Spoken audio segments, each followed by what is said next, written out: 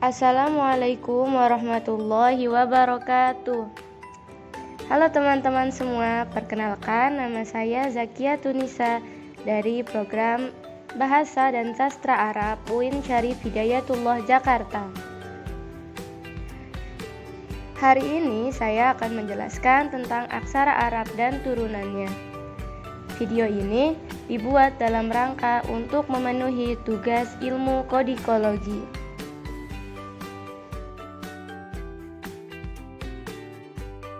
Indonesia merupakan negara yang sangat kaya.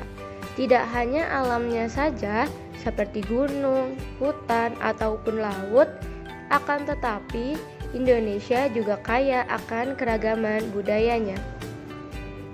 Hal inilah yang menjadikan masyarakat Indonesia semakin kuat dan kokoh persatuan dan kesatuannya. Seperti yang sudah dicantumkan dalam semboyan negara Indonesia, yaitu Bhinneka Tunggal Ika, berbeda-beda tetapi tetap satu jua.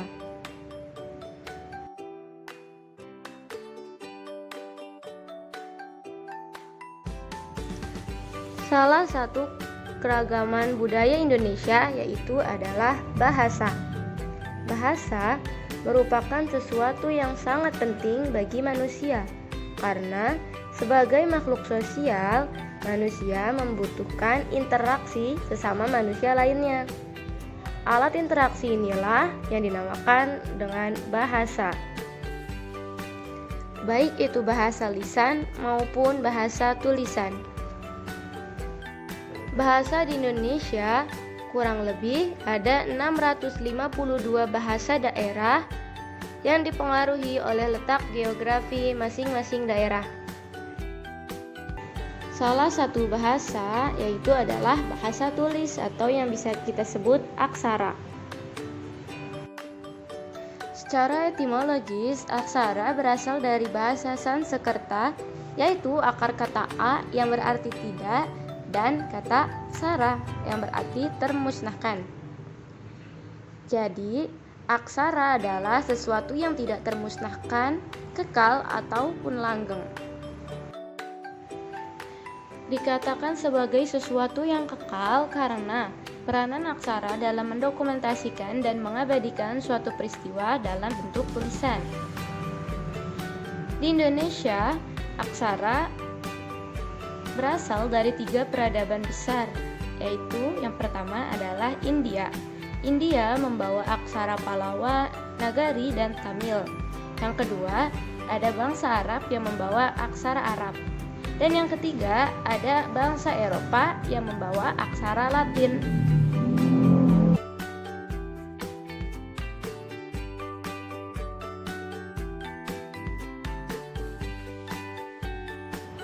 Kali ini kita fokuskan pembahasan pada aksara Arab dan turunannya. Aksara Arab merupakan akibat dari pengaruh budaya Islam yang lebih dulu masuk ke Nusantara dibandingkan dengan pengaruh budaya Eropa yang datang pada zaman kolonialisme. Aksara Arab Melayu sudah dikenal sejak zaman Kerajaan Samudra Pasai, Kerajaan Malaka, hingga Riau. Penggunaan kosakata bahasa Arab yang dinusantarakan terjadi ketika proses Islamisasi datang ke Nusantara yang merupakan Malay spoken ataupun orang yang berbicara bahasa Melayu pada paruh abad ke-13. Aksara Arab di Nusantara dibawa oleh para ulama dari tanah Haromain ataupun dari tanah Arab.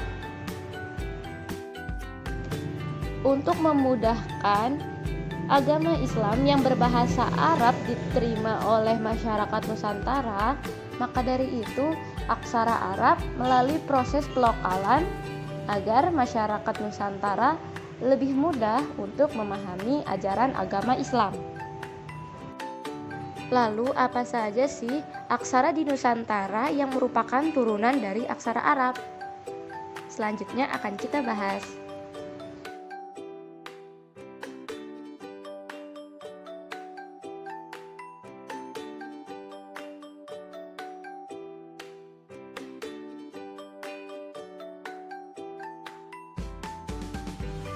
Turunan aksara Arab di Nusantara ialah yang pertama ada aksara Jawi yang digunakan pada daerah Melayu, Aceh, Minang, dan Banjar. Yang kedua, ada aksara Pegon yang biasa digunakan oleh orang Sunda, Jawa, dan Madura. Yang ketiga, ada aksara Serang yang digunakan oleh orang Bugis Makassar. Yang terakhir ada aksara Buri Wolio yang digunakan oleh orang Wolio dari Buton.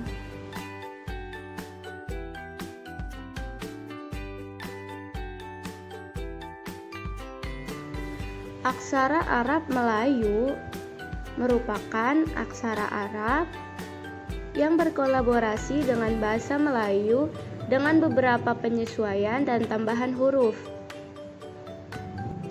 Artinya, aksara Arab Melayu atau aksara Jawi merupakan campuran aksara Arab yang terdiri dari 29 aksara yang dimulai dari alif sampai ya dan ditambah dengan 5 aksara yang bukan aksara Arab.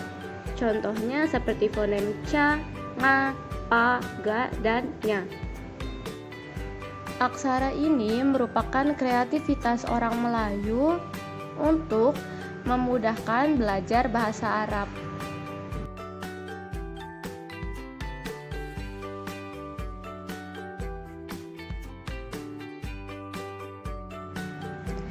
Aksara atau tulisan Pegon merupakan sebuah produk akulturasi budaya Islam dengan masyarakat lokal, yaitu huruf Arab yang dimodifikasikan ke dalam bahasa daerah di Nusantara, yaitu bahasa Jawa dan Sunda. Sama seperti aksara Jawi, aksara Pegon pun bertujuan untuk mempermudah masyarakat Nusantara memahami ajaran agama Islam. Perkembangan aksara Pegon tidak lepas dari peran santri yang belajar di pondok pesantren. Selain belajar pengetahuan agama Islam, mereka juga mempelajari aksara Arab. Namun, ada beberapa pendapat tentang bagaimana aksara Pegon masuk ke dalam Nusantara. Pendapat yang pertama adalah aksara Pegon muncul sekitar tahun 1400 yang digagas oleh Raden Rahmat atau yang lebih dikenal dengan Sunan Ampel. Pendapat yang kedua yaitu aksara Pegon muncul pada abad ke-18 hingga 19, yaitu didasarkan pada karya-karya ulama seperti Kiai Haji Ahmad Rifai, Kiai Haji Soleh Darat, dan lain-lain. Pendapat yang ketiga, aksara Pegon digagas oleh Syarif Hidayatullah atau Sunan Gunung Jati Cirebon dan Imam Nawawi Banten.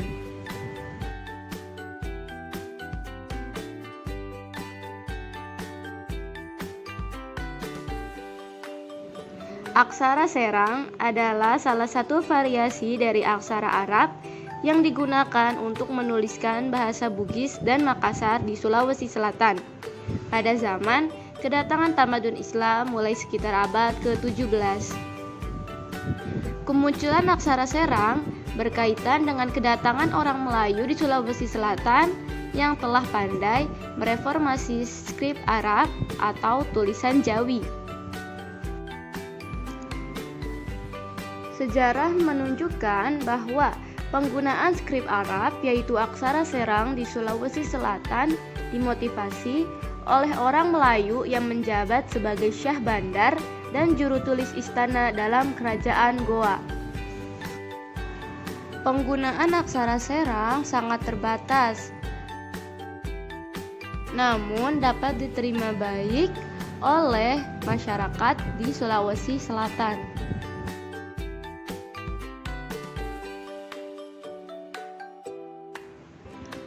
Buri Wolio adalah sebuah sistem tulisan yang digunakan untuk menulis bahasa Wolio secara resmi oleh Kesultanan Buton.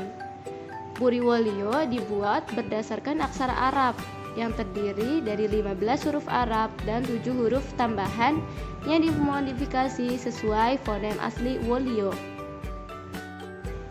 Secara umum, aksara ini mirip dengan aksara Jawi. Hanya saja dalam aksara Buri Wolio Lambang fonem vokal dan konsonan terpisah sehingga aksara ini tergolong dalam kelompok alfabet. Belum diketahui secara pasti kapan aksara ini ada. Namun, menurut pada naskah Buton yang tertua, diperkirakan aksara ini sudah ada sejak kedatangan agama Islam di Buton pada abad ke-16.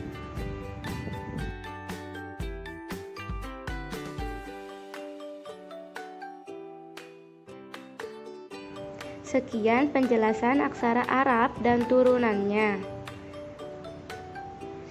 Semoga ilmu yang saya sampaikan dapat bermanfaat ya teman-teman.